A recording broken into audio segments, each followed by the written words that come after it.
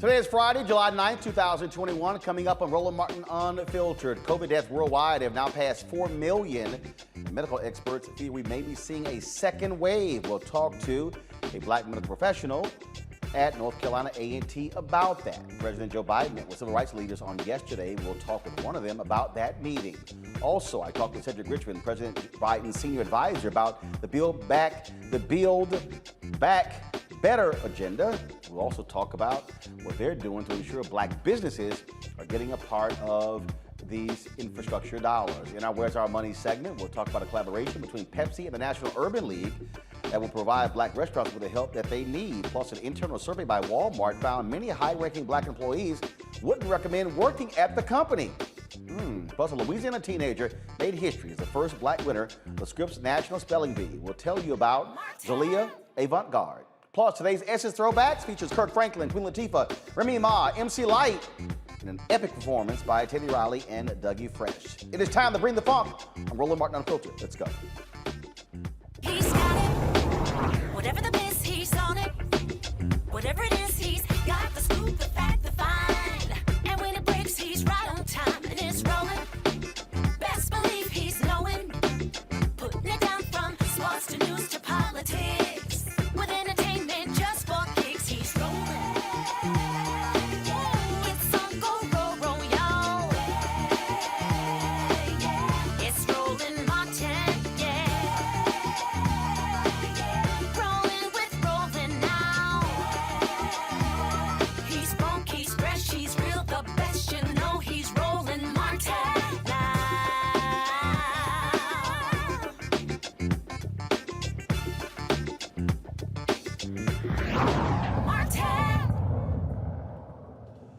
4 million people worldwide have died of COVID-19. Folks, that is a devastating number. The cases, 186,618,097. Here in the United States, 34,677,918 reported cases and 622,235 deaths. Now, last week we told you about the Delta variant that is spreading rapidly and becoming the new dominant strain in the United States. Experts are saying another new variant, the Lambda variant, has already spread to 29 countries, including the United States, and is circulating heavily in South America. In North Africa, only 4% of Tunisia's citizens are vaccinated, which is twice the average across the continent. Countries are struggling with vaccination efforts due to a lack of accessibility. In Haiti, they're about to roll out their vaccination programs. Of course, they now have serious problems there because of the assassination of their president. Now, while other countries face the difficulties of the pandemic, the CDC is saying vaccinated teachers and students no longer need to wear masks inside school buildings.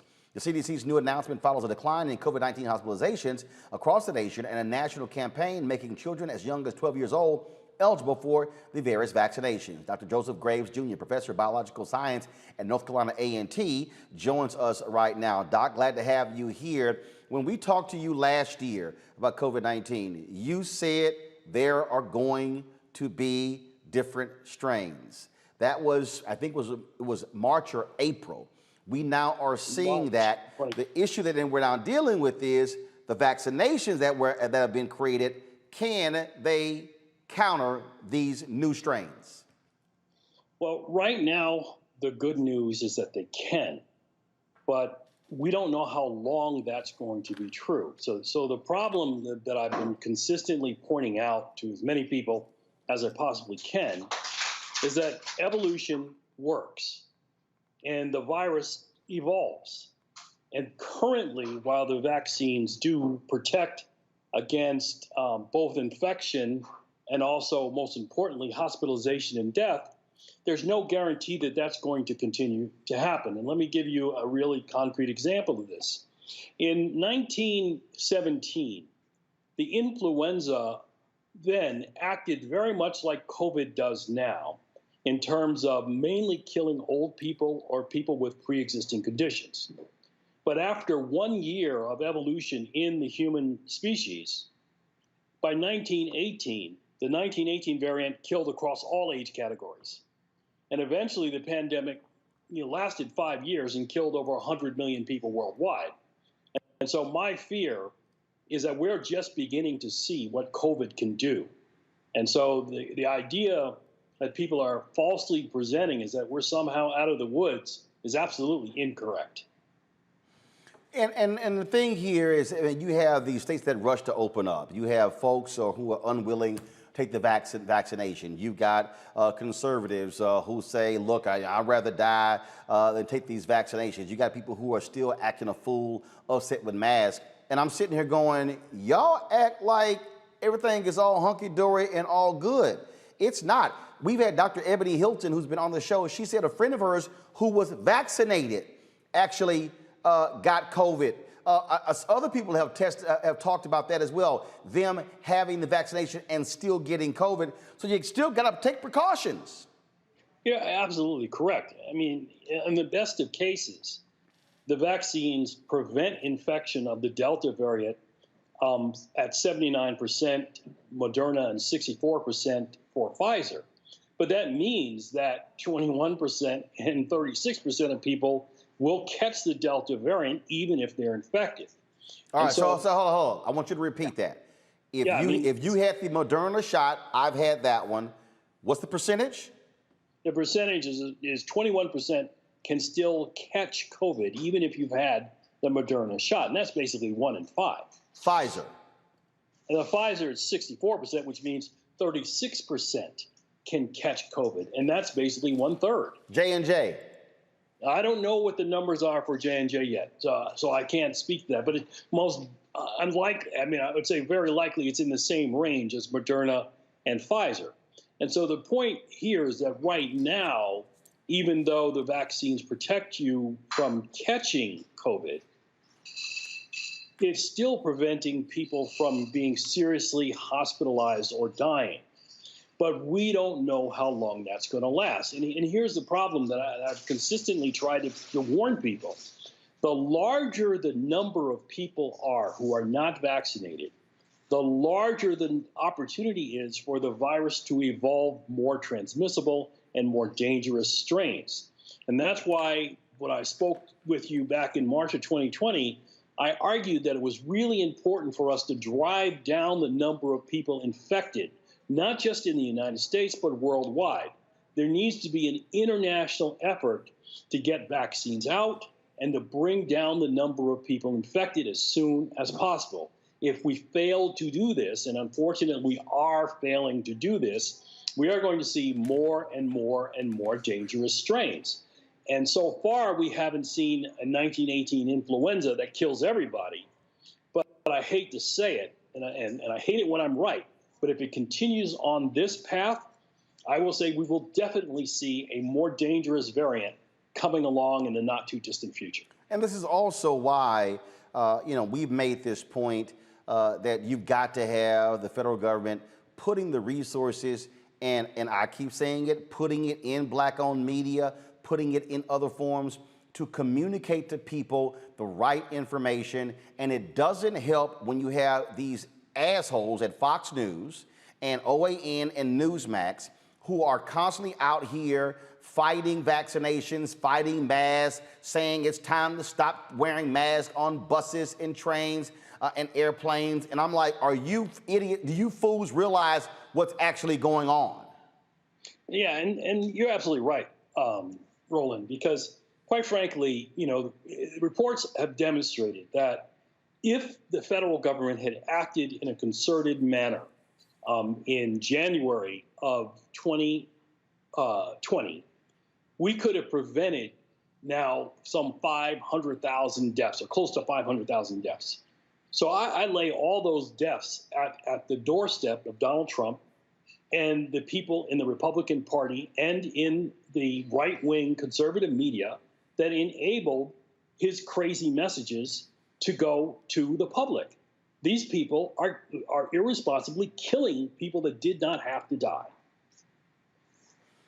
So somebody's listening to us right now, African Americans listening, and they're like, hey, doc, I don't care.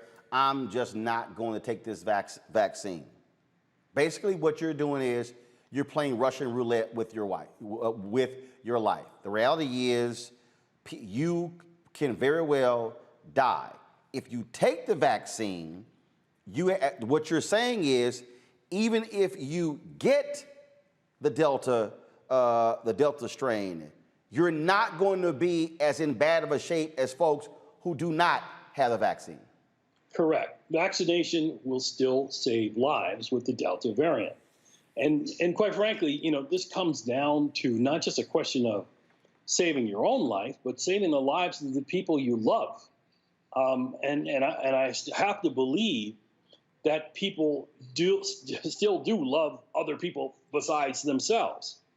And so, the longer we go with people not vaccinated, the more we are essentially using the word Russian roulette or rolling the dice towards an apocalyptic pandemic. Now, again, I characterize COVID right now as a level 3. But this non-vaccination, this anti-vaccine campaign is driving us in the direction of a level 4 and a level 5. And we have an opportunity now to stop this. And if we don't, future generations are going to look at this foolishness, and that's if we have future generations, which are not at all guaranteed if we keep this nonsense up. But they're going to look back at the foolishness of this generation, and we will be held account. Dr. Joseph Graves, professor of biological sciences at North Carolina A&T University. We certainly appreciate it. Thanks a lot. Thank you, Roland. All right, want to bring in my panel. Michael Imhotep, host the African History Network show. Brittany Lee Lewis, political analyst. Candace Kelly, justice correspondent, BNC. I'm going to start with you, Brittany. It is utterly illogical. It is really illogical when you listen to these fools whine and complain and yell, when you listen to these nutcases on Fox News when they themselves have been vaccinated, when their building is still shut down, when Rupert Murdoch, who owns the network, has been vaccinated, was one of the early people. They are so sick and demented because they are playing to their idiotic base and they're fighting this whole issue. It's just dumb. Yeah, Roland, it's insane to me. When I think about the fact that there are folks, in other countries too, who would just die to not only get a vaccine, but to get our vaccines, right? And that the choices that we're making, and I thought Dr. Graves said it so pointedly, is that it's not just, even if you decide that you don't want to protect yourself, right? And you are playing Russian roulette with your own life, you are also playing Russian roulette with someone who's pregnant that hasn't gotten the shot, with someone who is immunocompromised that has not gotten the shot, with young children who are at risk because they are not of age to get the vaccine yet. So, I just wish more folks would take this seriously, not only for themselves, but for so many other people around them, because we're losing lives that just don't have to be lost. And, you hit the nail on the head when you're talking about this misinformation campaign. I know I've heard so many people say, oh, I don't need to get it. What's the point of getting the vaccine if I can still get COVID? As if the purpose of the vaccine is to ensure that people don't die. People are not having, the hospitals are not being flooded with bodies from being sick. And then, of course, the concept of herd immunity. So it's really unfortunate. And again, we're talking about people's lives here. I don't think, look, they don't care about the lives. It's all about, frankly, politics. I mean, Candace, you have this idiot Charlie Kirk with Turning Point USA going on and on and on, trying to launch this anti-vax campaign when the co-founder of his own organization, the one who set him up for all the money he's making, that fool died last year of COVID.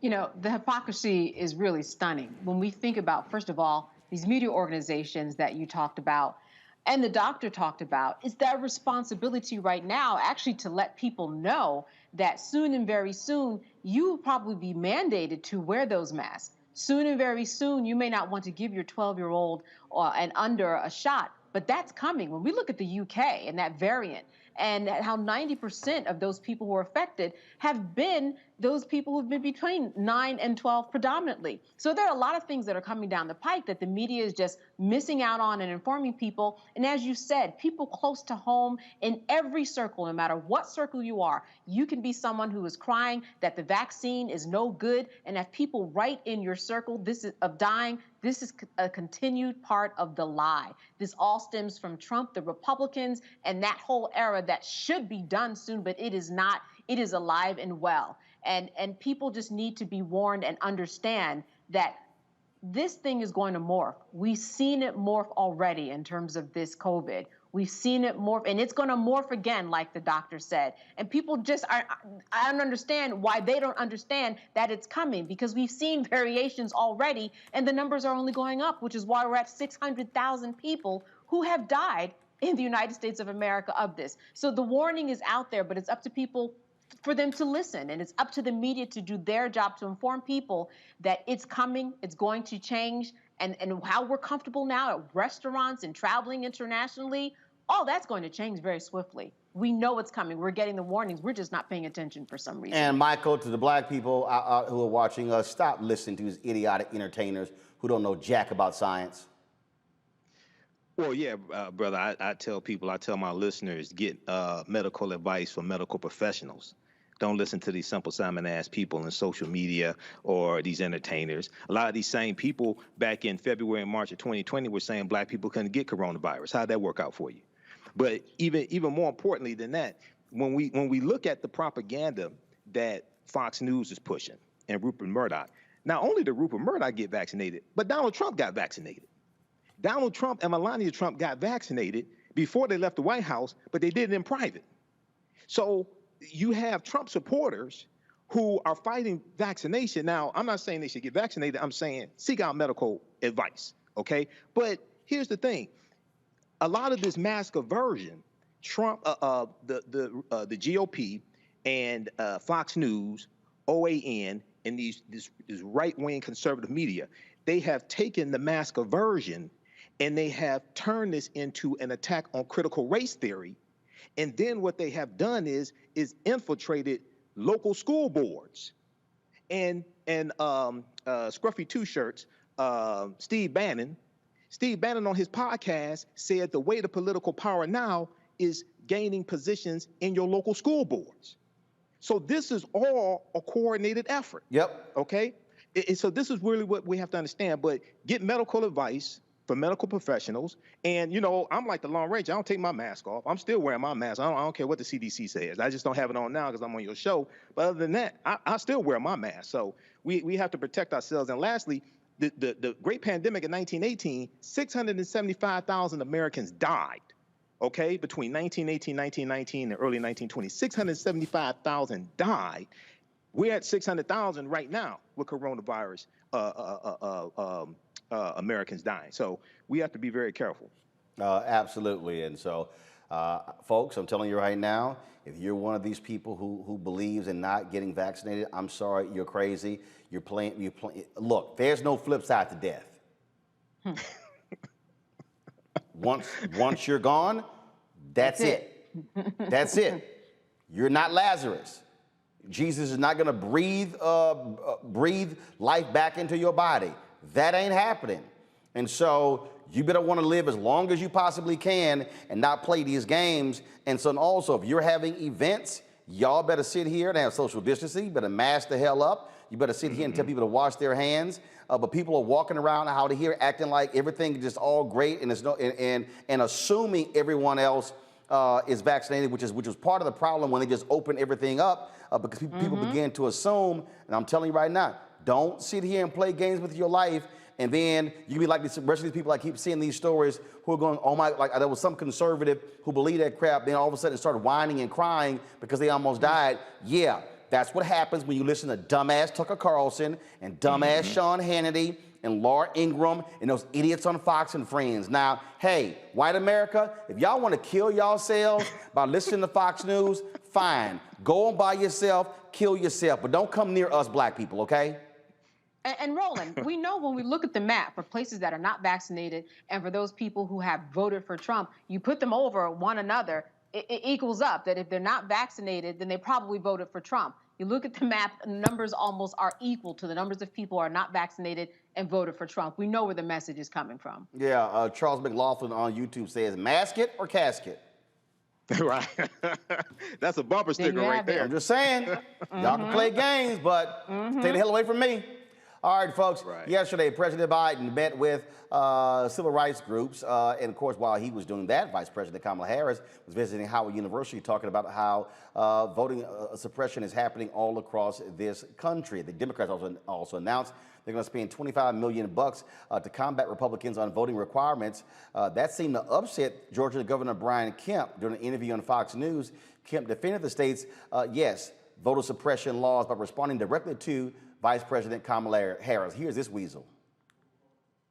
Hey, we got to fight like hell. That's what I've been telling people. We have the truth on our side. Now the vice president's lying like the president has been about Georgia's law.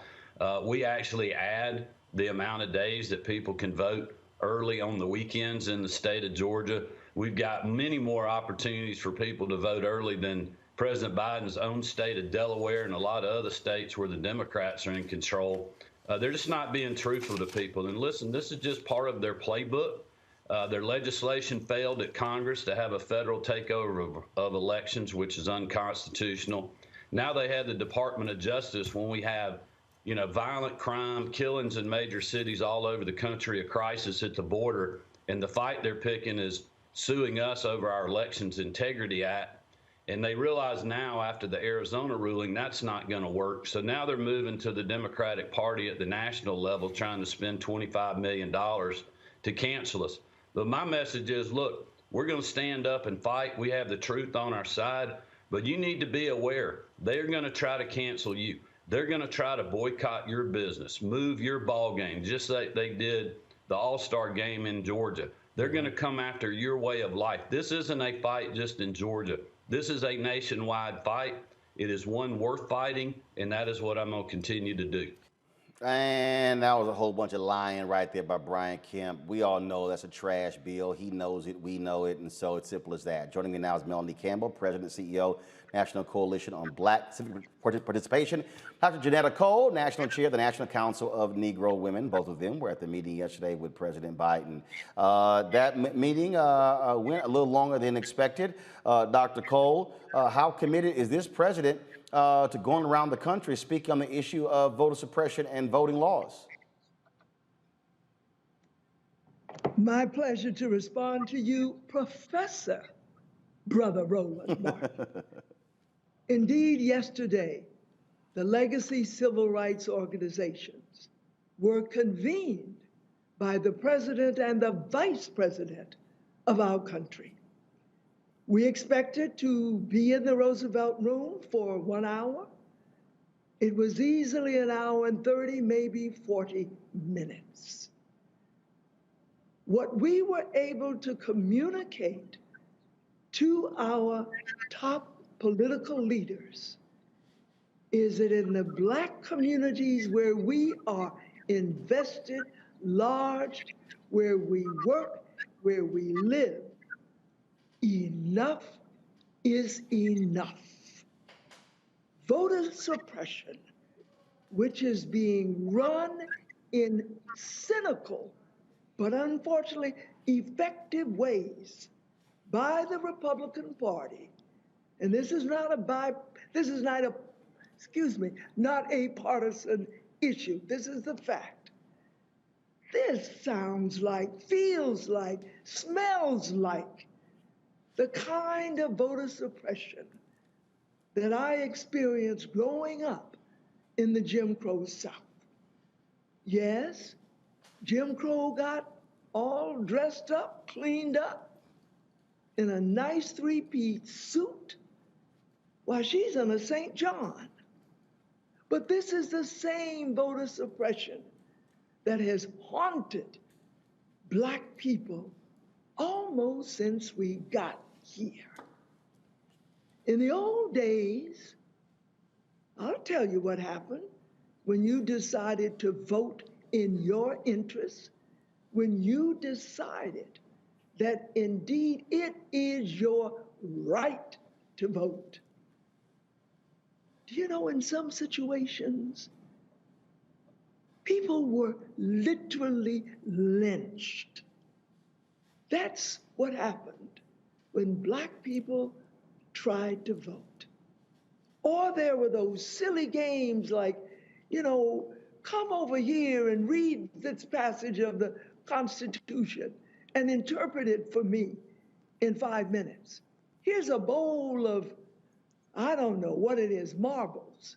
Tell me before you go in to vote, how many marbles are in that bowl? And so the 8 civil rights legacy organizations have said enough is enough.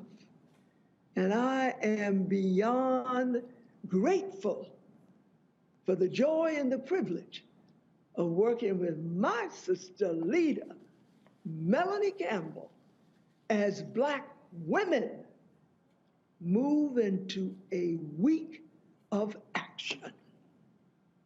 Melanie, we had Cliff Albright on yesterday with Black Voters Matter, the co-founder, and he says this administration has to do more. He said the president has to step up and do more. What did he commit to do? Give a shout out to being on here with our Dr. leader, Dr. Janetta Cole.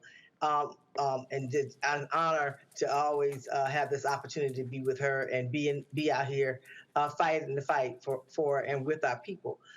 Yesterday, what he really committed to doing, if I say commitment, is really to use that bully pulpit more. I think he heard us. That was we were very focused around that, but also looking at what else can they do?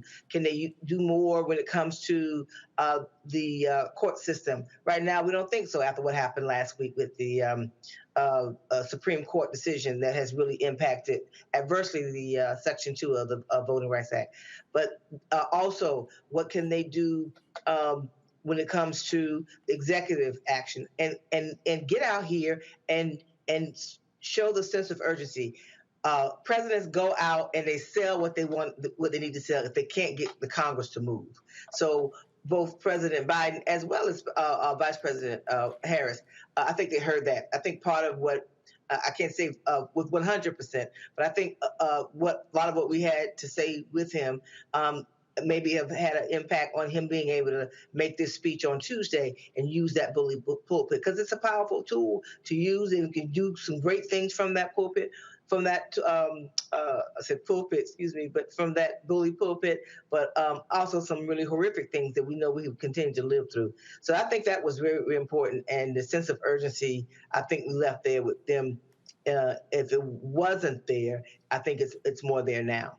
Dr. Cole, so what is next? I mean, what should the public be doing? What should the folks watching and the people who are members of these various organizations? What the public should be doing is listening carefully to leaders in the 8 legacy organizations as we make the call for action. I'm going to turn it back to my sister leader, Melanie, to talk more specifically.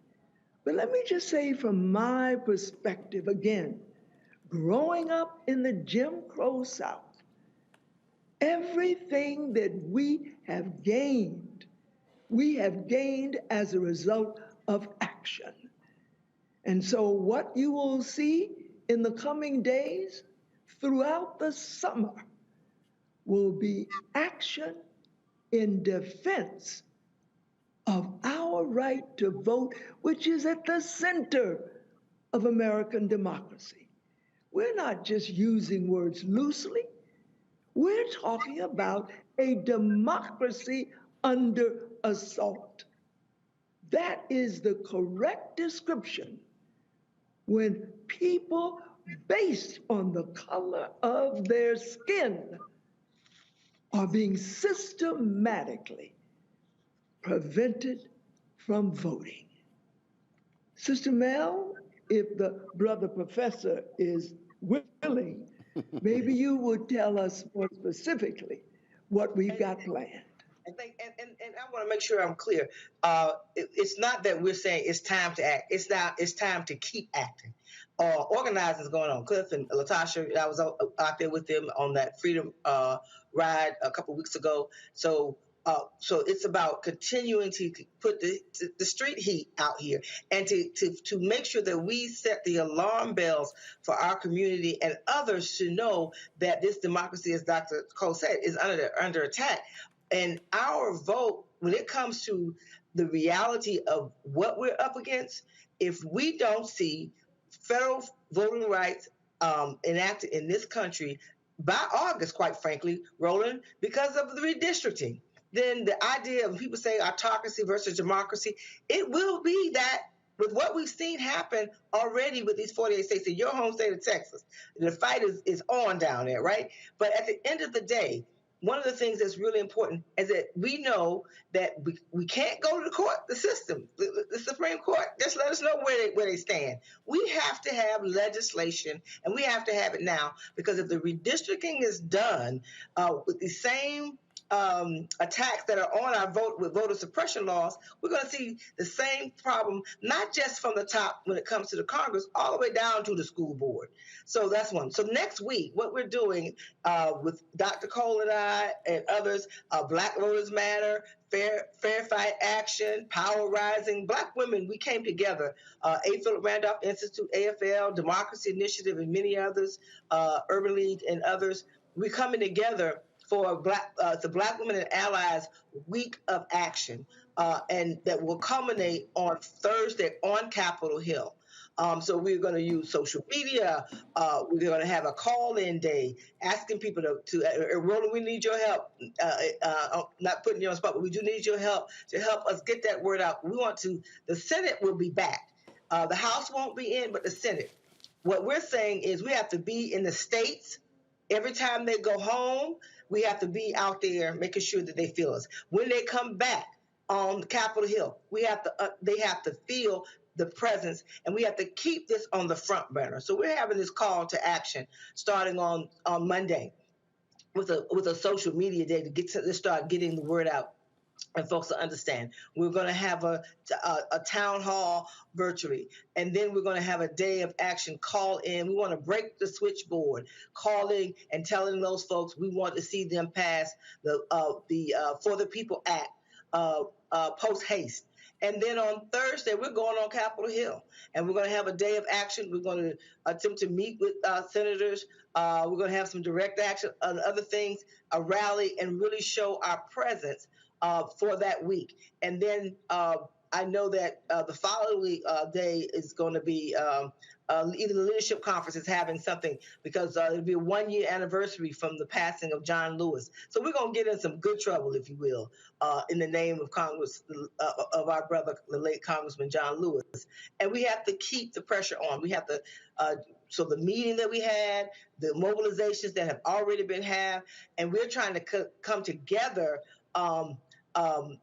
across generations, if you will. We'll have Tamika Mallory and others, Bernice King and others. It's just trying to get all of us together to, one, support each other's mobilization. So the whole idea of a summer of action is not one group, but it's all of us supporting each other and coming up with ways to keep the pressure on.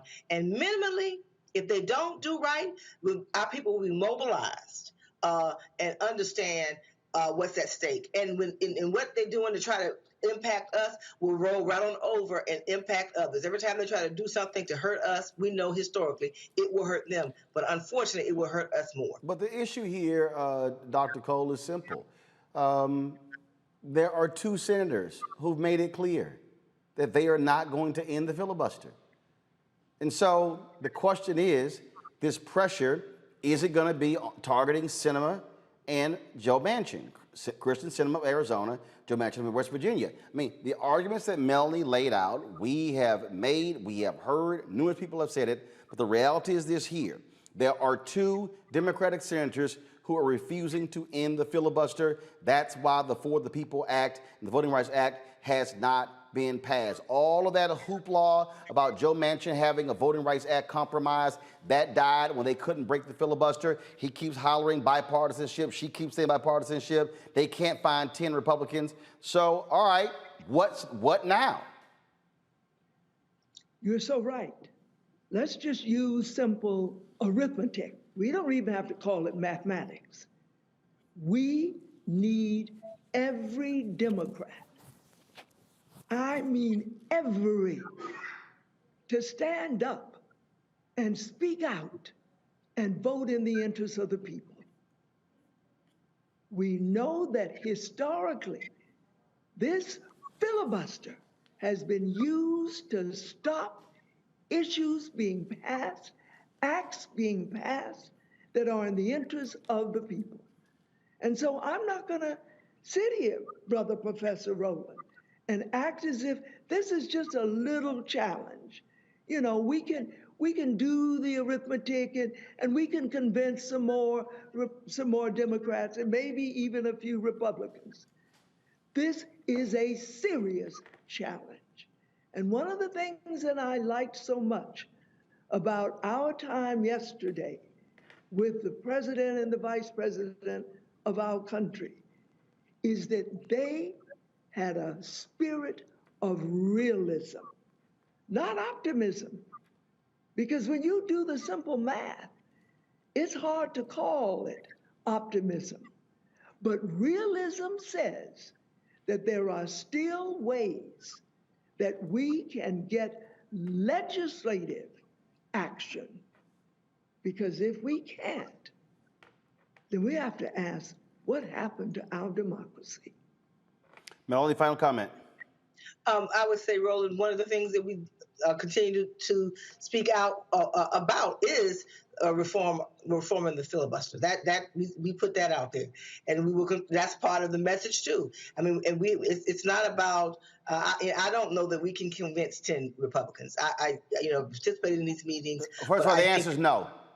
Okay, I mean, I'm sorry. The answer is no. That's fine. But I can tell you this, brother, you know it. We're not going to sit on the sidelines. We got to keep pushing and fighting.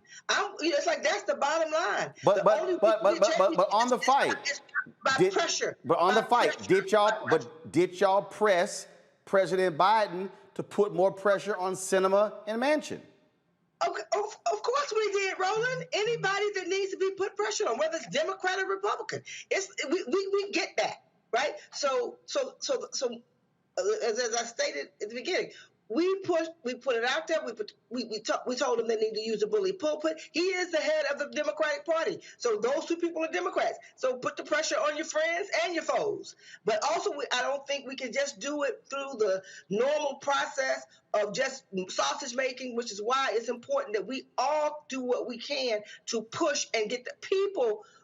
We need a movement about this. We need a real movement that will take place in this country, because at the end of the day, whatever we do, we won't get anything. We could get something short term if we're able to get some other kinds of legislation passed. But if we don't have the ability in 2022 to pick the candidates of choice, we are in trouble for a decade and longer, because some of us have lived long enough to know that, right? So we know it's a uphill battle, and that's why it's like we need all hands on deck, and we got to support each other, and we got to raise the hell that needs to be raised with our friends and our foes. Dr. Janetta B. Cole, Melanie Campbell, we certainly appreciate it. Thanks a lot. Thank you, Roland. All right, y'all take care. Michael, I'll start with you. Here's the deal. I need to see Biden putting pressure on Sinema and Manchin. He's not. When he spoke in Tulsa, he said 2 senators. He wouldn't even name them. We knew he was talking about, but he wouldn't name them. And so here's the dilemma that these legacy civil rights organizations are going to have, and Cliff and Latasha with Black Voters Matter have talked about it. You're going to come back to black folks and ask for more? What argument can be made that you got control of the House, you got control of the Senate, you control the White House, and you still can't get a voting bill passed? Roland, I'm gonna try to be as respectful as I can. I saw press conferences yesterday. I saw interviews with people that were in the meeting, and I thought, I know I'm 50 and I think my hearing is going out, so I thought I ain't hear what I heard, but I got earbuds on right now. Listen to them. So I respect the sisters. I think we need less love vote and more Amistad slave revolt. First of all, I ain't hear anything about putting pressure on corporations that help finance cinema and Manchin, as well as the GOP. Okay, dude, this is, as I said like weeks ago, dude, we have to have an all-out 50-state economic guerrilla warfare push on this, man. This is serious. These people, the GOP, they're not playing. They're trying to take us not back to 1865. They're trying to take us back to 1890, the Mississippi State Constitution that instituted poll taxes and literacy tests that Janetta B. Cole was talking about. That goes back to Mississippi, and other southern states started following. FEC.gov, brother, ProPublica, back in, I think, 2016, 2018, when Cindy Hyde-Smith was running for the Senate seat in Mississippi, ProPublica put out the information from the FEC.gov that talked about the Republicans who were being funded by corporations. Dude, that's public knowledge. Federal Elections Commission. We have to expose stuff like that, but also on cinema and Joe Manchin. Who are the corporations who are financing them? Notice how before today, now we know Toyota came out today and said they're not going to give any more money to Republicans who. No. They announced they had stopped funding those who would not certify the election. Then they quietly begin to give money back.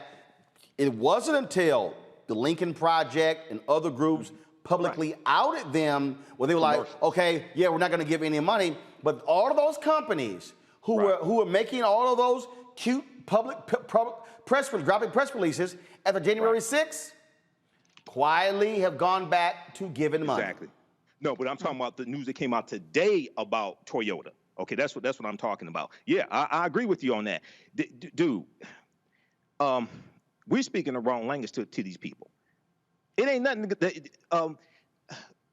One of the things that Reverend William Barber is doing, and see, we got to expand this beyond just African Americans. This is people who don't vote for Democrats. This is young white people, white college students. This is Latinos. This ain't just a black thing. Dude, these people are, look, man, we need a Bumpy Johnson of politics to take these people's heads off. Politically, not figurative, not literally, politically. We're not doing anything that's going to scare them. This is what I'm saying. So the other thing is we have to educate the masses. I was speaking in Atlanta for the Juneteenth Festival. I did 2 presentations. I'm speaking to, I talked to 50 people, asking questions. How many votes does it take to get a bill passed in the House of Representatives? Everybody wants reparations, but 9 out of 10 people can't tell you how to realistically get reparations. Okay, so we have to and lastly, I'll wrap up with this, brother, because this ain't my show. This is yours. June 1941, Executive Order 8802, President Franklin Roosevelt, which desegregated military jobs in the Department of Defense. He didn't do that out of the kindness of his own heart. He did that because A. Philip Randolph, president of the Brotherhood of Sleeper Car Porters, put his foot up his ass and threatened to put 100,000 African Americans marching on Washington to embarrass Roosevelt after we voted for Roosevelt. See, that's pressure. This stuff here, man, they ain't scared of none of this stuff. The other thing is, one of the reasons why I think they're not talking about corporations, unfortunately, I understand, they get donations from corporations.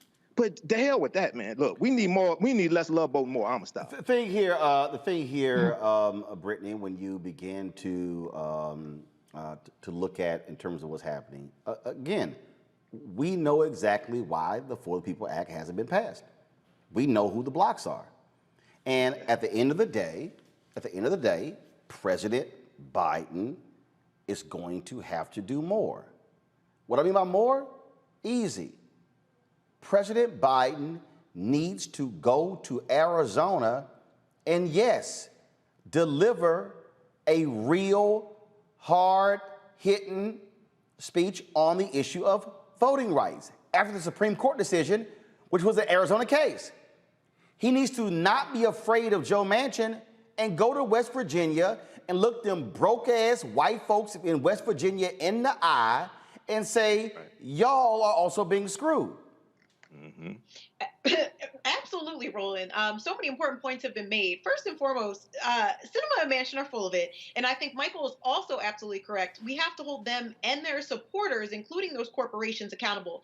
And we know that this whole, that they're hiding behind this notion of bipartisanship, but we know bipartisanship ain't a thing.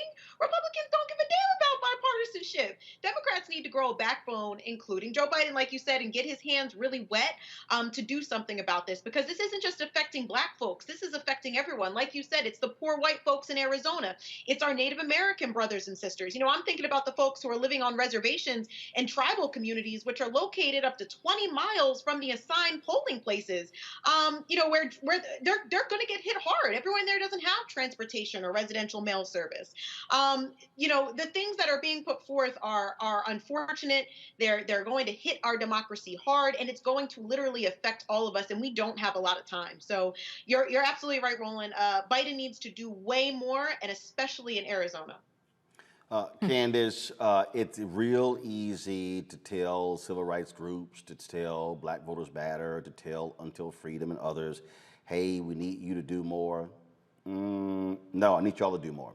And the point that Michael makes, I said that several years ago during a CBC forum where Sherilyn Ifill was on the panel, NAACP, Legal Defense Fund, Kristen Clark, then with the Lawyers Committee, the Secretary of State of California. I said to all of them, I said, y'all got to talk to the white folks too. Young white voters need to understand they're targeting you. Listen, let's go back to George Floyd, right? When we think about the young white people who hit the streets in addition to the Black people in order to have this groundswell of a movement that we never thought would happen in terms of police officers turning in the courtroom against each other, that's what we're talking about now. We have to have that same hope and faith that we did when people hit the streets like that. Like Melanie said, we have to start a movement that's just as important as the movements that we've seen for this past year, because the Supreme Court has already made it very hard for us to fight voter suppression. So we have to go to the states, like you said. Joe Biden has to go to regular, basic politics. Go to the person, speak with them, sit with them, go to their state and ask them and inform them about things that they might be wrong about. That's really what politics is. Just talking with people, negotiating, figuring out where we're going to have a meeting on the minds if you're far too left and I'm far too right. So you are right. There are some solutions, but today I'm not sure if we heard that was what came out of the meeting. Also, where's this $25 million going? What exactly is it going to do that Kamala Harris talked about in terms of informing people, educating people, and making sure that voters' rights are not suppressed? What's going to happen with that money? That could help start this groundswell of a movement that Melanie was talking about that we need to shed light, to bring attention to these facts, to let them know that just as important as it was for you to get on the streets and march in terms of George Floyd and justice in the criminal justice system, it's just as important when we talk about voting rights. You know, you talked about the Supreme Court case. A couple of people have talked about it on this panel, and I'm going to quote Justice Elena Kagan in her dissent in that 6-3 decision having to do with the Supreme Court and Section 2 of the Voting Rights Act. You know, it's good that we have the Voting Rights Act on one hand, but it's bad that we still have to have it and have to go ahead and validate it again because we just haven't reached. Oh, Candace, she froze? All right, Candace froze there. So let's try to get her back. Speaking of back, President Joe Biden's Build Back Better plan is his 3-part agenda to revitalize the country's economy. It includes 3 plans. They are the $1.9 trillion American Rescue Plan, the American Jobs Plan, and the American Families Plan. Earlier today, I talked with Cedric Richmond, the senior advisor for President Joe Biden, with regards to the plan and also what are they doing to ensure Black businesses are benefiting from these contracts. Let's get right to it. President Joe Biden's agenda in terms of Build Back Better agenda. Exactly where does it stand specifically? How has this been helpful to Black folks? Well, I'm gonna go back, Roland, but I'll try to do it very quickly. It was a year ago today that we laid out the Build Back Better plan, and that was before the election, before inauguration. But we knew that in order to build back better, one, we would have to get the pandemic under control, invest in people's lives, and give them some direct payments and help immediately to get us to a point where we can invest in infrastructure and then human infrastructure. So what we did was we passed the American Rescue Plan, $1.9 trillion. In it, it had 1,400 direct payments for about 165 or 68 million Americans, at least 1,400. It had the extended child tax credit in there, enhanced, which will reduce Black poverty this year for children by 50%. It will reduce Black poverty overall by about 38% this year, along with an enhanced earned income tax credit. And in the American Rescue Plan, we put $5 to $6 billion in there to help farmers and pay off their loans of farmers who have been historically discriminated against. And that's specifically for those Black farmers. So we did the American Rescue Plan. Now we came back with the American Jobs Plan, which is the infrastructure plan. We're going to get 10 million homes that have lead service pipes delivering lead to them. We're going to eliminate those. The 400,000 schools with lead pipes delivering water. We're going to make sure we do that because too many of those people who are on the other side of those service lines are Black and brown, and we know that water with a high lead content leads to issues and problems. The other thing, Roland, I'd say is that we did the biggest financial investment in HBCUs in this country's history.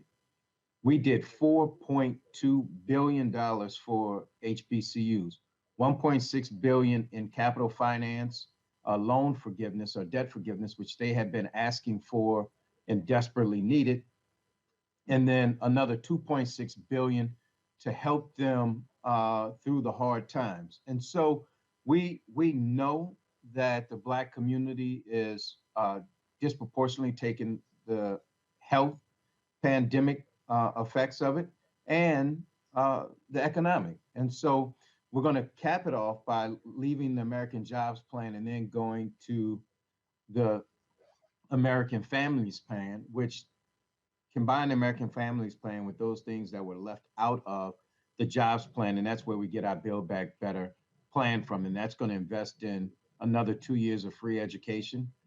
3 and 4 years will be in school, not daycare. We're going to make that child tax credit that we did for 1 year. We're going to make it, we're going to extend it out along with the enhanced earned income tax credit. And that child tax credit, 95% of the children in this country, their families will get a tax break because of the legislation we passed. And families with children will start seeing checks come on July 15th every month to the end of the year, because we don't think people should wait to the end of the year. We think they should get it every month to help them while they're raising children. So we think it's a comprehensive plan. And also in the families plan, you have paid family leave. You have money for elder care in our care economy, so our seniors can stay at home as opposed to having to be somewhere else. We're going to raise the pay of those people who work in the care economy, which are disproportionately Black and brown and female.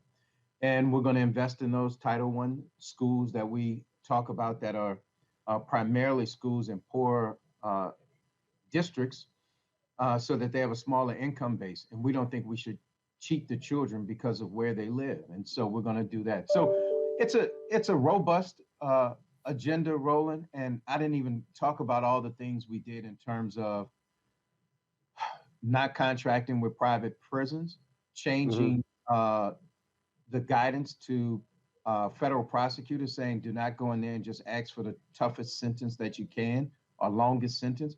Make sure that it makes sense. Or the fact that our Justice Department is suing police departments across this country for pattern and practice violations and unconstitutional policing. We're charging officers like we did in the Ahmaud Arbery case and what we did in the George Floyd case. And then we're also suing to fight discriminatory voting rights actions that disproportionately hurt Black and brown people. So we have a big agenda. We're not saying we're done, but what we're saying is we're intentional about it. And by the way, and I'll stop with this, we've nominated 4 Black women to the federal courts of appeals. There's been no president in the history of this country that has nominated more than 4 African-American women to the Court of Appeals. We've gotten 2 confirmed. And by the way, we're only on day 170. Mm-hmm. One of the things that you talked about, the rebuilding part, and you know, I talk a lot on my show about black businesses, contracting, things along those lines. A lot of this money is going to states. How do you ensure that Black contractors, Black engineers, Black architects, African Americans who are owning these firms are participating in this, and the conversations you're having with these trade unions and others? Because we're talking about, you know, again, this infrastructure bill, $1 trillion, all of this building. How do we ensure that African American businesses are participating in this on the federal level? Well, one, we set the tone. And just look at what we did with federal procurement not too long ago. It used to be a 10% goal. We're moving it to 15%. And what that amounts to is $100 billion over 5 years. But the other thing, I think it all starts at the top. And you have a president that's not afraid to say minority contracting or racial equity or economic equity. And he wants to make sure that Black and brown people are participating. So if you look at what we did with the American Rescue Plan, we didn't send all the money to the governors. We sent a lot of money directly to mayors and then gave them the leeway that they could spend some of that money on summer jobs programs, community violence intervention, recreation, after school programs, things that really invest in our communities. And so when you think of infrastructure, it'll be done with that same mindset and making sure that minority businesses participate, making sure they have the access to capital to do the contracts, make sure that they have the bonding. But more than anything, make sure it is our expectation and desire for small Black and brown businesses to participate. And as a part of that, when we talk about, you know, obviously going from agency to agency, we know one of the things that happened before, typically under Democratic presidents, you have an unbundling of contracts. Under Trump, they bundled them back. So you really have these large contracts. You know, it was Maynard Jackson who showed how by unbundling those contracts, breaking those primes into smaller contracts, allows for Black-owned businesses to compete. Is that also happening? Is that the edict that has gone down to different agencies? Yeah, that's our goal. And I think the president actually talked about that either in a speech or executive order. And then you have Ambassador Rice, who's running our whole of government racial equity department, so to say, our task force. And she's making real strides there. And we're going to make sure that we break down all those barriers. Yeah, you bundle a whole bunch of contracts. Small Black businesses can't float those payrolls for all that time, nor get the bonding. And so that's been a way that people utilize just the procurement requirements and the size and scope of contracts to keep people out, and especially small Black and brown businesses. And what Maynard was able to do still shows today. If you look at Herman J. Russell Construction Company, which is one of the largest African American in the country, it was because of that airport job. And so we get it, we know it, and we're pushing SBA to make sure that they are monitoring, that they are desegregating data, and that they are making sure that they're investing in companies so companies can get these contracts and be successful with them. And we just saw there was an announcement that Wells Fargo, I believe, they're stopping their lines of credit, and that's one of the issues as well. And so for SBA, anything when it comes to ensuring capital, because look, a lot of you, as you know, a lot of Black businesses can float their companies for 30, 60, 90 days waiting on government contracts to pay, sometimes 180. And so that's also, is that also a part of that responsibility or the edict coming down from the White House to the agencies? Yeah, and I'll give President Obama a lot of credit. President Obama very quickly, when he was in office, said that he would like to get to almost, I think it was a 60-day or 30-day payment. And that would be our goal too. We think it's doable, but we think it's important, especially when you start talking about the size of contracts that are labor intensive, floating that payroll, the matching taxes that go with it. All of those things add up to a lot of stress on small businesses. So what we're also doing, Roland, is making sure that we give the SBA more money, billions of more dollars. And I think our plan is to give them either 25 or $35 billion more so that they can do exactly what we need them to do to help small, disadvantaged Black and brown businesses grow. All right, then.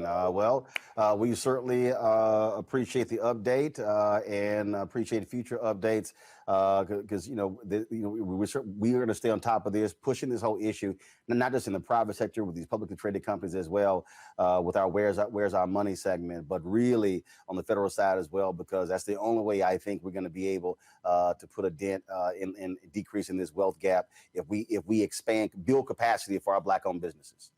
Roland, let me just thank you for what you're doing. I think what's really important is is how you communicate to people and how you hold people accountable. Look, we don't mind passing that Janet Jackson test of what have you done for me lately.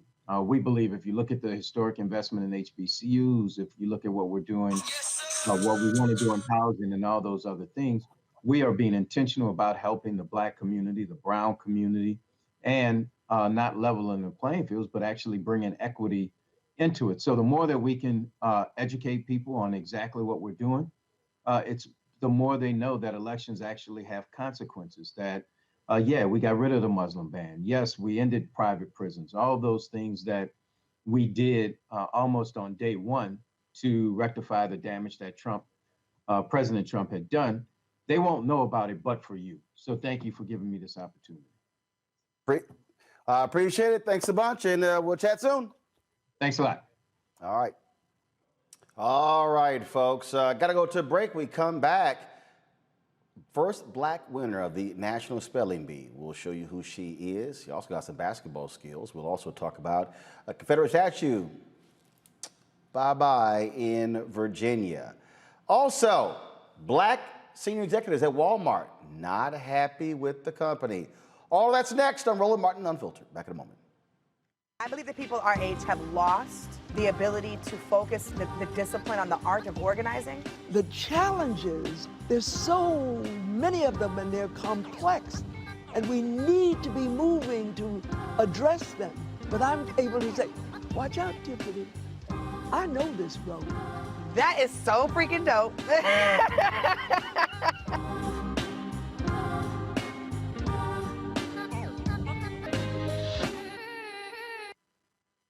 Racial injustice is a scourge on this nation, and the Black community has felt it for generations. We have an obligation to do something about it. Whether it's canceling student debt, increasing the minimum wage, or investing in Black-owned businesses, the Black community deserves so much better.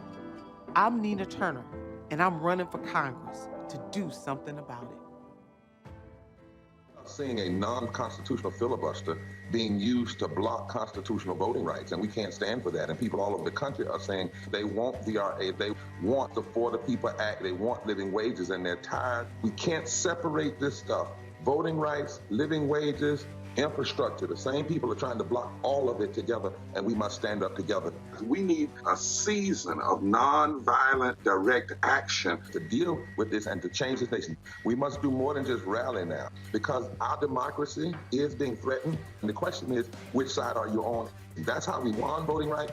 That's how we're going to keep voting rights. This is a serious moment. This is not a small moment that we're in. If we got to sit in Senate offices, if we got to sit in the streets, we're not going to do an insurrection. We're going to do a resurrection. We're not going to do an insurrection. We're going to do active mobilization all across this country and in Washington, D.C. Some things you can't compromise on. We cannot fail in this moment. Hey, I'm Cupid, the maker of the Cupid Shuffle and the Wham Dance. What's going on? This is Tobias Trevelyan. And if you're ready, you are listening to and you are watching Roland Martin Unfiltered.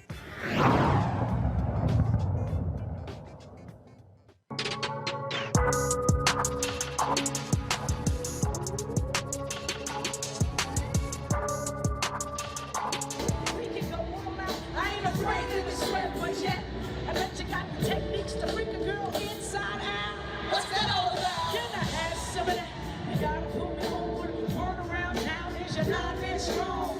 I wanna be put on in the worst way. Since the first day, I think it was a Thursday. You be that brother that I wanna sink my teeth in. Make me wanna. All right, folks, that was Queen Latifah, Remy Ma, and MC Light at Essence. We're going to fix that video. Not sure why it is causing those problems, but we will definitely get it taken care of. Folks, let's talk about a couple of stories. One that really jumps out that is kind of interesting, and that is black employees at Walmart are making it perfectly clear they're not happy with the company. Bloomberg reported today an internal survey where many high-ranking black employees would not recommend working for the world's largest company, while the country's largest employer has been vocal about recruiting a diverse workforce and spending millions of dollars toward advancing racial equity. Its black employees say they face barriers when trying to advance their careers, such as favoritism and internal politics. Black employees make up nearly 21% of Walmart's workforce, but only 12% of the black employees are on the managerial level and just 8% at the officer level. Candace, I'll start with you. Last year, I actually spoke at Walmart at their Bentonville headquarters for their MLK program. CEO Doug McMillan was there. I got a chance to go to lunch after that with a number of black executives. And the questions I raised to them then were, what are the numbers? And really, when they talked about sort of the top tier positions, you never really had more than two. And we had a conversation about the kind of pressure that needed to be applied and making it perfectly clear, the opportunity that was there. Then, of course, you had the George Floyd death in May. Walmart announced that they were going to spend $100 million over 5 years on issue dealing with race equity. But the thing that I keep saying to these companies, whether it's Walmart, whether it's ESPN, whether it's Disney, whether it's, we can on and on and on, that it's very easy to provide aid and scholarship to folk you don't know. But if you cannot deal with your own house, that's really irrelevant. It's sort of like the people who say, I want to help black kids learn, but you won't help your nieces and nephews who can't read. Right. If you don't take care of home, you ain't got credibility going outside of home. Exactly. So the fact that Walmart is talking about how they sponsored the Essence Festival, sure, that sounds nice on paper, like you said, but we know, first of all, I'm surprised that there were two people in various positions when you talk to these big managers and giants at Walmart. Normally there's O&O, one and only. There's a one and only person, right? And I'm sure that you've been that person along your career too. I know I have, and probably everybody on this panel. So the bottom line is, like you said, what is happening behind closed doors when we have managers that are hanging out with each other, during cocktail hour and babysitting each other's kids, and they're able to carpool at work. A lot happens outside of the office space and inside that apparently Walmart needs to look at. Because listen, the employees said, pay not so bad, benefits not so bad, but no, I wouldn't work here. That wasn't even a marker or an indication in terms of I could stay here. The pay is good enough where I can stay here. They said it was okay, but I can't stay here and I can't recommend friends or family to be here. That is a big deal. They need to have an internal assessment as to what's going on, to why these 56, I believe, higher ups said what they did so that they can correct it, because it's not going to be corrected with, as you said, just giving scholarships or money to Essence. The thing here, Brittany, in the moment that we're in, and this is what I keep saying to black folks who are in these spaces. You ain't getting shit today. So why are you going to be so quiet tomorrow? I mean, at some point, people have to understand that unless you call folks out, and look, and I get it, there are people who are afraid to lose their jobs. There are people who have kids in private school. They say, well, Roland, everybody can't be, and trust me, I've heard it all my whole career, Roland, everybody can't be as radical as you, we all can't do that. And I'm like, guess what? And y'all just gonna sit your ass and sit and be quiet and complain. And then what I can't stand are those parking lot militants. The ones who talk a lot of trash in the parking lot as you're walking to the car leaving home, but then when you go back into the building the next day and it's time to speak up and you do so and you turn around and they sitting here like, you know, and you going like, yeah. At the end of the day, these companies are not going to change unless we have black people inside of them who are forcing the change. Absolutely, Roland. I wish that I could say I'm surprised with Walmart, and I think that anybody who knows anything about the retail giant knows that they're famous for all types of, anti-union policies, the use of foreign labor, child welfare issues. They're notorious for wage theft. So, one, I'm not surprised. I think it's a reflection of what's going on even at the bottom, right? Our hourly workers are struggling and constantly talking about the issues that they're running into at Walmart. So I'm also not surprised that we see that when it comes to the supervisors and black people in general. I mean, the very institution of Walmart is racist. Its business model is essentially racist, no matter how much, philanthropy they claim to do. So I'm not surprised. And it's imperative that, I hope everyone gets together and organizes against the chain, right? Because you're right. That's the only way that anything is going to change. And the thing here is, Michael, this ain't just Walmart.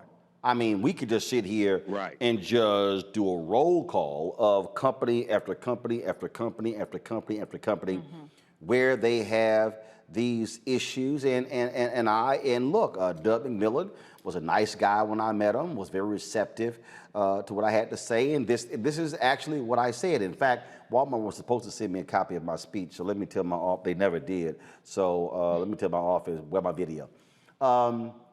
But this is what I said and I spoke to all the Walmart employees worldwide. They were all by feed. This is what I said to them. Walmart, you by yourself can change America. First of all, do people realize that there are several daily flights direct from New York to Bentonville, Arkansas?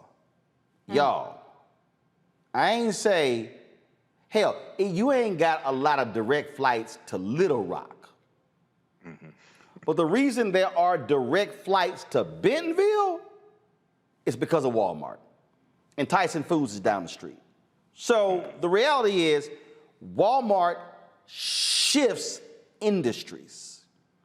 Companies like Amazon shifts industries. That's right. Procter & Gamble shifts industries. Apple shifts industries. And so what I said to Walmart, with the CEO, Doug McMillon, sitting right there, is that if you make a decision that this is what we're going to do when it comes to diversity, this is what we're going to do when it comes to advertising with black media, this is what we're going to do when it comes to contracts with black-owned companies, you can alter the entire industry if you then say, and if any of y'all doing business with us can't match us, you can't do business with us. That is how you change the game. Yeah, we have to renegotiate our relationship with corporate America, brother. I'm not surprised with Walmart, and I was just about to say we have to do this with corporations across the spectrum that we spend dollars with. Now, this is connected to the protests of summer 2020, the George Floyd Black Lives Matter protests, when all these corporations came out and they said, we're going to pledge this amount of money, that amount of money, things like this. How did you change internally? Okay, and how are you treating African-American employees? But the other question I would ask Walmart and all these other corporations, why are you so silent now on these voter suppression bills as they're passing? It's like about over 20 have passed state legislatures. No. So see, this is like, here's my whole deal. Follow me here. Okay. That's a separate issue. See, let me tell you why I'm separating them. Okay. The reason I'm separating them is because that gives the company an out. I want to deal with the money. Yeah, I agree. See, because here's the deal. I think a lot of them, they want us to have that conversation. See, let me unpack that. And this is, let me unpack that. And I want everybody who's listening, people who are watching it and listening to the podcast, to understand this. America wants us talking about criminal justice reform, voting rights, mass incarceration. They actually are fine with that. Not when we talk about the money. Because see, what we're talking about over here, Michael, with these senior executives, we're now talking company shares. We're now talking, we're now talking actual, the ability to create wealth. We're now talking about high 6, 7, and 8-figure salaries. Now we're talking about not just 1 or 2, I'm talking 5, 10, 15, 20 folks up and down the chain, folks on the officer level, director level, senior executive level, junior executive level, and all throughout. Because see, now see again, we should, Black Voters Matter, the groups should be challenging them on that. Right. But we also got to be real clear when we're dealing with the money. Because if we let them off the hook with the money and only focus on those things, then we're in the same situation. Everything King was doing really from after 63 was about the money.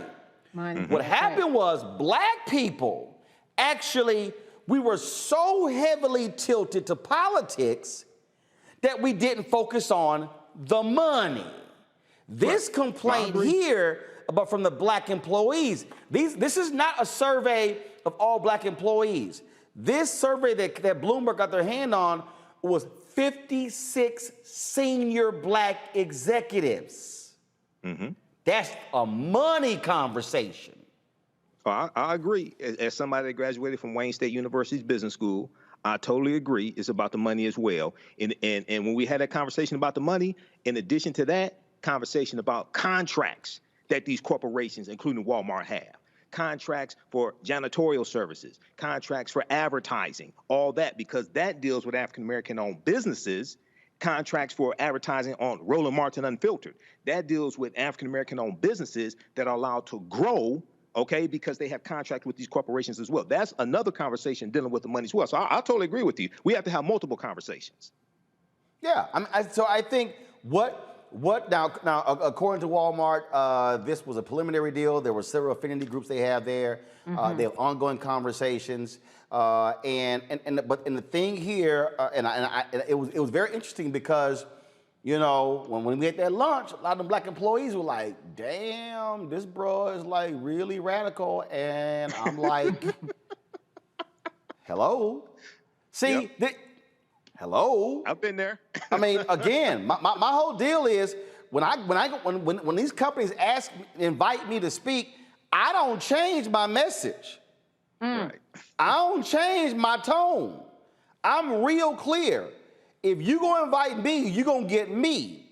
And I'm gonna say, and what I also do is I challenge Black senior executives to say, hell, y'all can't be quiet. Because if y'all quiet, we know that brother in the mailroom and that sister on the dock, we know she gonna be quiet. That's right. And what also, and see, right now, Candace, where I am on this thing is, you got Black people sitting on boards of directors. They has got to say something.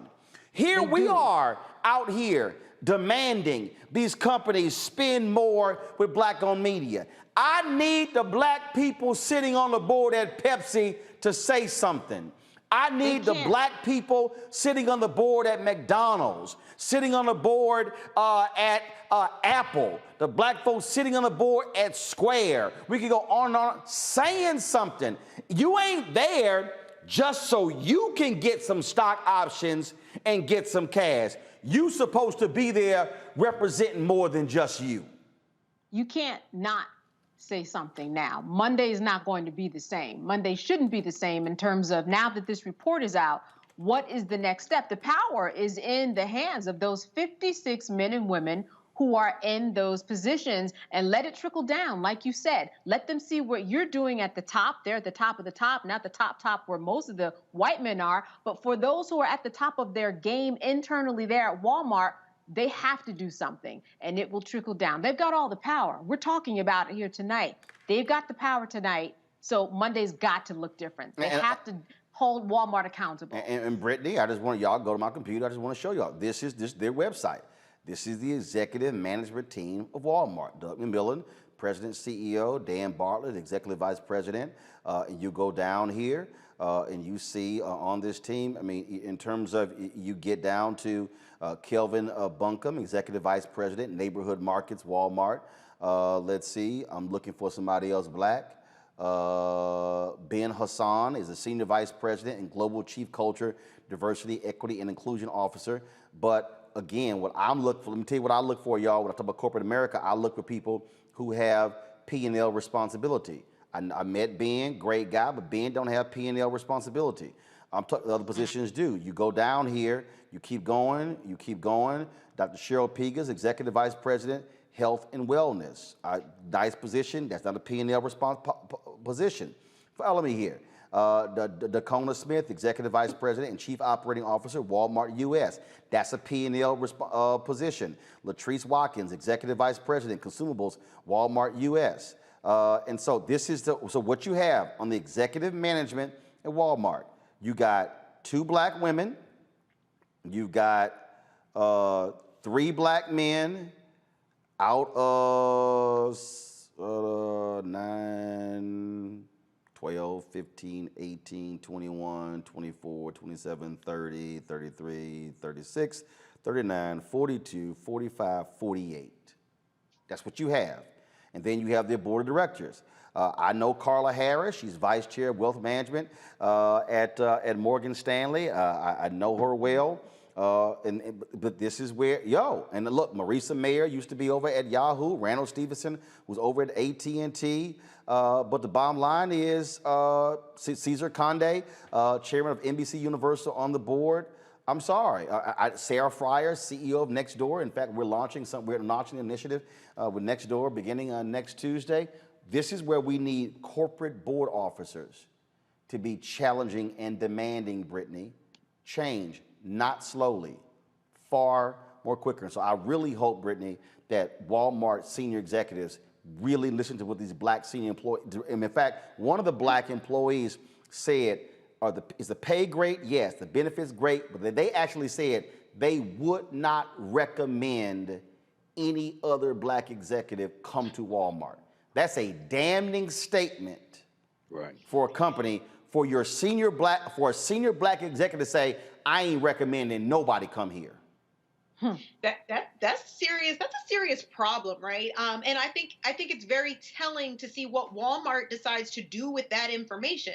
We know Walmart is worth $386 billion, not only billion, right? The company as a whole has more money than any of us would know what to do with.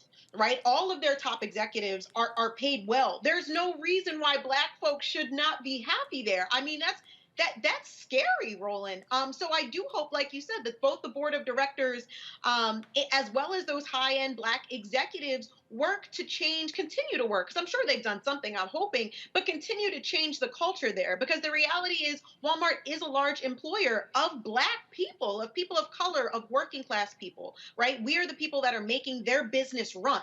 And they're worth, again, $386 billion. Change can be made, and change can be made right now. There's nothing stopping these people from making those necessary changes. And again, this is a Bloomberg report that came out. And let me say it again, this is not exclusive to Walmart. It is company after company. That's right. And my challenge, and again, the National Association of Black Journalists, we sent a letter requesting a meeting with Disney executives and at ESPN over the whole Maria Taylor issue and some other issues. And I've been saying the same thing. You got culture issues. And when you have culture issues, you got to address your culture issues. And we're seeing this in company after company. And so hopefully we see this happen. Got to go to a break. When we come back, folks, we're going to talk about a sister, first to win the National Spelling Bee. Next on Roland Martin Unfiltered. White supremacy ain't just about hurting black folk. Right. You got to deal with it. It's injustice. It's wrong. I do feel like in this generation, we've got to do more around being intentional in resolving conflict. You and I haven't always agreed. Yeah. But we agree on the big piece. Yeah. Our conflict is not about destruction. Conflict's going to happen. Hello, I'm Nina Turner. My grandmother used to say, all you need in life are 3 bones. The wishbone to keep you dreaming, the jawbone to help you speak truth to power, and the backbone to keep you standing through it all. I'm running for Congress because you deserve a leader who will stand up fearlessly on your behalf. Together, we will deliver Medicare for all, good jobs that pay a living wage, and bold justice reform. I'm Nina Turner, and I approve this message.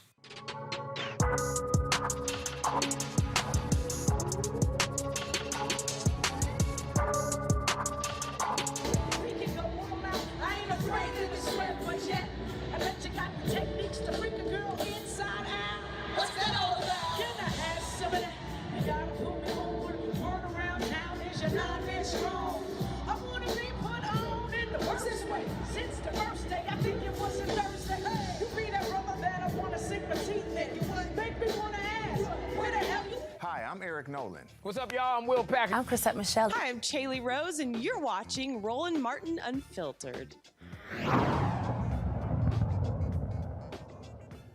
Folks, in Charlottesville, Virginia, 2 Confederate monuments will come down on tomorrow. That's right, the removal of Confederate Generals Robert E. Lee and Thomas Stonewall Jackson will be open to the public, and the city has set up designated public viewing areas. A city council decision to remove the monuments comes 5 years after the initial petition by Zion Bryant. A year later, the city council voted to remove the statues, and white nationalists responded by marching through Charlottesville during the Unite the Right rally. The 2 statues will be stored in a secure location on city property until the council decides what to do with them. I say you just blow them up. What the hell? They really serve no purpose. Just blow them up. All right, y'all. Look, again, and for all the white folks out there who want their statues, fine. Put one in your house, but it does not need to be on city grounds. And let me also be clear, there's one party that is supportive of these statues, and that's the Republican Party. That's who you see doing this. All right, folks, I love this story. In Tennessee, the Knoxville Police Department has launched an internal investigation into an off-duty officer knocked unconscious for allegedly making racist remarks. You got your ass knocked out. While attending a wedding reception, Officer Tanner Holt reportedly told a black man there he didn't know they let black people in the reception hall. Witnesses say Holt continued to badger the brother with racist comments. After repeated pleas with Holt to stop, the black man knocked his punk ass out, unconscious. Holt was transported to UT Medical Center for treatment.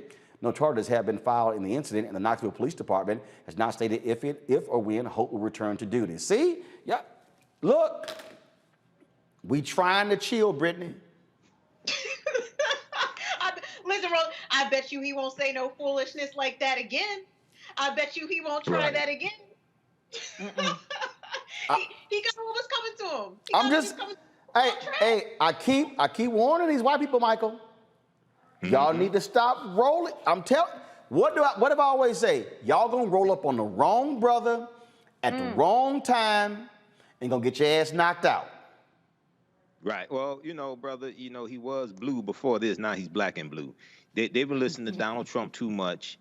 They've been sitting up here drinking the Kool-Aid, and they think they can just say whatever. And yeah, you were campaigning for an ass whooping, and you just got elected. That's what happened. Simple as that, Candace. Look, we see all these videos of people keep accosting people. I'm telling you, all of these people, they are lucky black people have lots of patience. Yes, listen, look, I'm sure you talked about Mount Laurel, right? I'm in New Jersey, Mount Laurel, New Jersey. That man was so patient at the door, but this happened totally different. He's going to have some harassment and intimidation charges against him. There's going to be some charges on his side too, but let's make sure those harassment and intimidation charges get stuck on that officer first. Oh, same. Yeah, the dude in New Jersey. Oh, yeah, he learned a real valuable lesson. Real valuable. Now, so I'm like, all right, dog, you just keep talking that trash. And then he was just so dumb, he gave his address out. Yes. Like, and then said Right. he was drinking. Blamed it on drinking when he already had a history of harassing people already that wasn't related to drinking. None of it made sense. Hey, you can sit and try to blame that on drinking all you want to. All I know is, look, he got exactly what was coming to him. All right, y'all, let's talk about this feel-good story. A sister out of Louisiana makes history as the first black winner of the Scripps National Spelling Bee. Check out 14-year-old Zalia Avant-Garde's winning moment. Maria, Murraya. That is correct.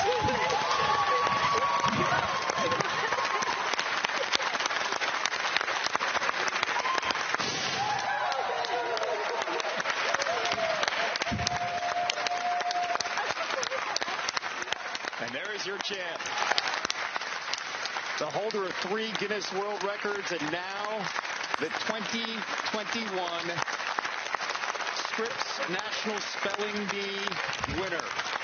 Now, before claiming the Scripps crown, Avant-Garde won the 2020 Kaplan Hexco Online Spelling Bee. She used that $10,000 prize on study materials and $130 an hour sessions with a private tutor. Y'all, I was reading the story and she talked about actually doing spelling words 7 hours a day.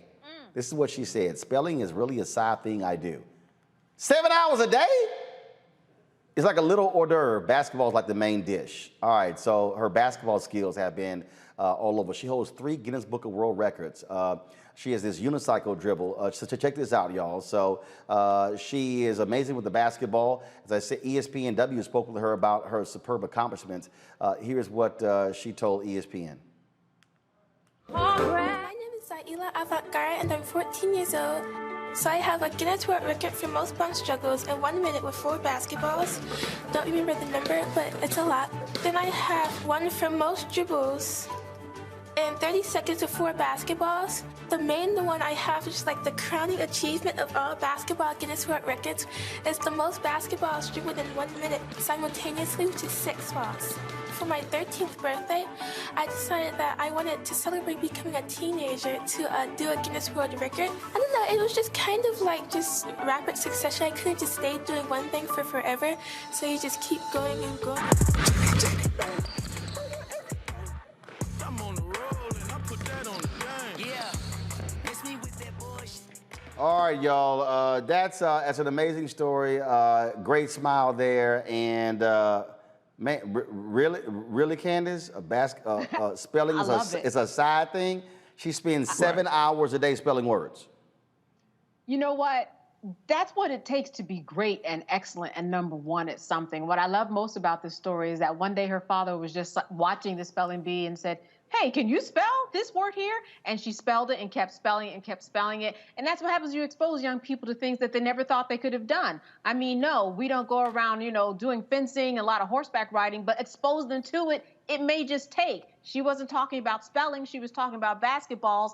He asked a question, opened a whole new avenue, and that's why we're here. What I love about this most, really quick though, is that when you put her name in Google, I'm sure you found this out, confetti comes down on your computer screen, and the word that she spelled right is flipping all around. So more power to Google for that move. It just made me happy to see that just by putting her name in the Google search, everybody do it, you'll get confetti all down in your computer screen. And of course, you see our lower third there, Brittany. She hopes to play in the WNBA if she doesn't go to work for NASA. Right. Wow. She's got options. She is the epitome of black girl magic in all of the ways, right? And it just goes to show you, you typically when you think of people being a master at something, you don't expect them to also be very powerful and successful in a bunch of other spaces. And I think that's what makes this young lady so very, very, very special, and really just a representative to all of us of the things that we can accomplish if we put our minds to it. So I do hope to see her hopefully at NASA, and if she makes an appearance with the WNBA, because her ball handling skills clearly are unmatched. I saw that dribbling and that jump shot. Of course, Michael, her Guinness Book book of world records, most balls juggled in 1 minute with 4 basketballs, most dribbles in 30 seconds with 4 basketballs, most basketballs dribbled by one person simultaneously, which is 6. Yeah, she's brilliant, man. I posted a video of her on the African History Network fan page today, and people are going crazy. She's in a commercial with Stephen Curry as well. But one of the most amazing things, man, she's 14, but she only started competitive spelling at 12 years old. Okay. And her father saw something in her and saw that she had a knack for spelling as well as arithmetic. And she also has a coach, but she has a coach as well, a 20-year-old college student who's a former competitive speller as well. But what's really important is all of our children have potential like this if they have the right tutelage, the right coaching, the right support, the right love. Okay, all of our children have this genius in them. They just need the right teachers and right support to bring it out of them. So this is a fantastic story. She's the epitome of black girl magic. Keke Palmer, of course, who starred in the movie Akeelah and the Bee. This is what she tweeted out. She tweeted, go ahead and show it, please. See, y'all see it right there. The real life Akeelah. You guys, so a great post there from Keke Palmer. This also is a tweet that sent out. First of all, that was an Instagram post from Keke Palmer. This is a tweet that was sent out by my frat brother, Dr. Walter Kimbrough, who's the president of HBCU, Dillard University in Louisiana. He says, this is awesome. Now let me run her this scholarship. So he's already trying to make sure that she goes to Dillard. So way to jump on that thing real quick, Dr. Kimbrough. Candace, Brittany, and Michael, we surely appreciate it. Thank you so very much for joining us on the panel on this Friday. Folks, we were trying to play earlier the throwback video, if you will, when Queen Latifah called out MC Lyte as well as Remy Ma at Essence Festival. Now we got it straight. Let's go ahead and check that out.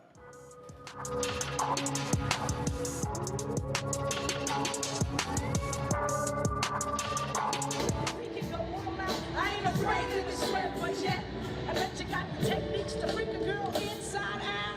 What's that all about? Can I have some of that? You gotta pull me over, turn around now, is you're not that strong.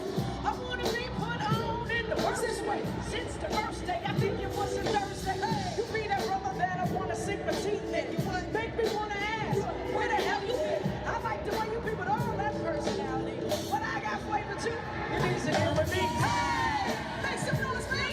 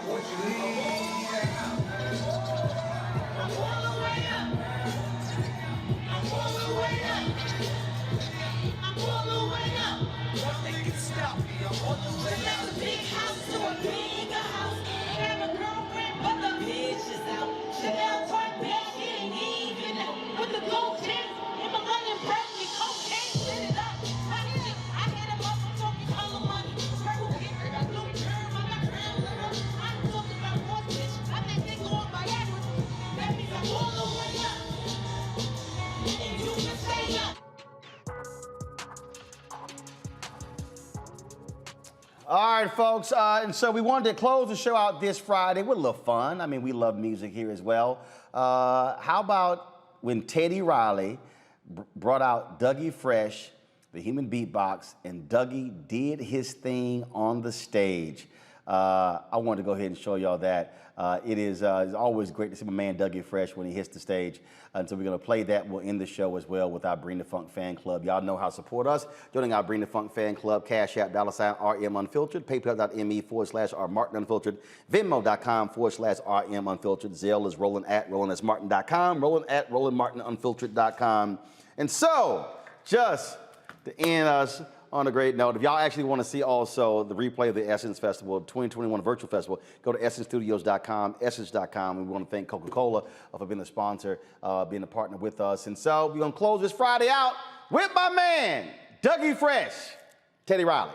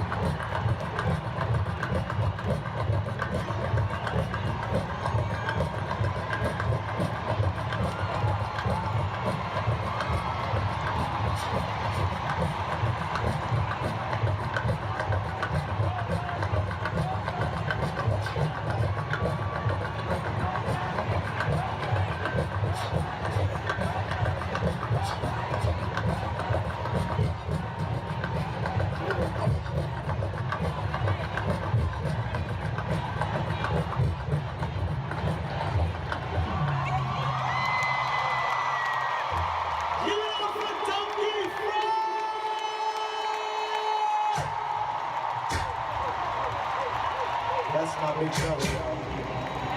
As you can see, most definitely, we are what it is, that it is, and I am. You know what? We're going to be fun. We're ready for this right now.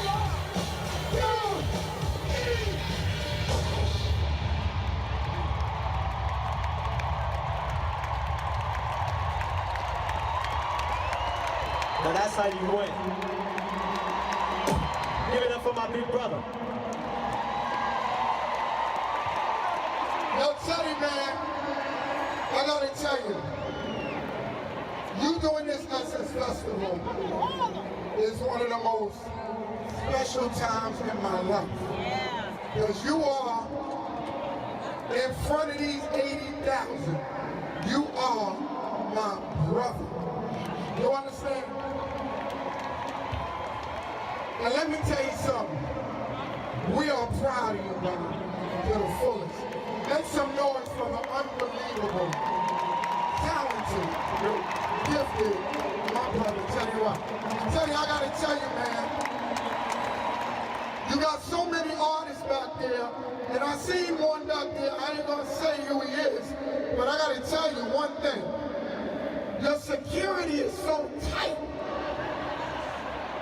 I tried to get in back here, and I was walking in, and I was saying, I gotta get to the stage. I gotta go see Mr. Riley. They said, excuse me, sir. Who are you? No way.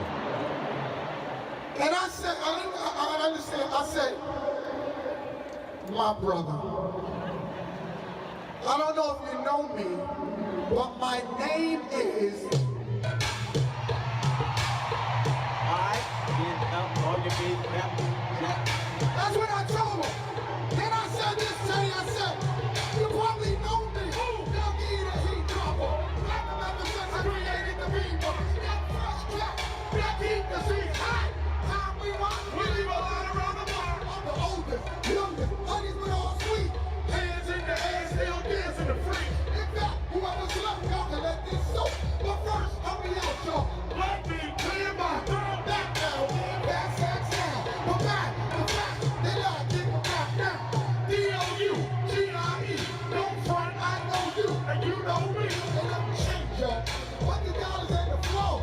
And the ownership because I'm in control. From the juice school, don't get it twisted. Such flowers. I'ma show you where they get this from. Now, this is how you dug it. This is how you dug it. This is how you dug it. This is how you dug it. This is how you dug it. This is how you dug it. Yo. Give it up for my brother, Mr. Dougie Fresh.